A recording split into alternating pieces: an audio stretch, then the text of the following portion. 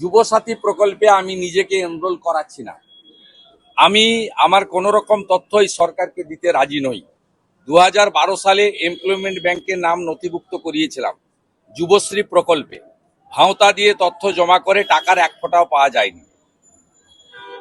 এইটা ground reality. আমি প্রথম দিন থেকে বলছি 2012-13 অর্থবর্ষের বাজেটে যুব উৎসাহ প্রকল্প লিখেছিলেন ডক্টর অমিত মিত্র।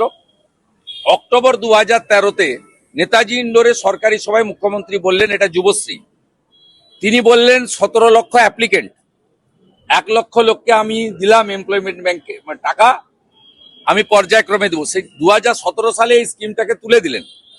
17 লক্ষ অ্যাপ্লিকেশনকে কেজি দরে বেচে দিয়েছেন, মানে ওয়েস্ট পেপার হিসেবে বেচে দিয়েছেন 17 লক্ষ যুবক যুবতী। আবার এখানে এই ধান্দাটা চালু করলেন।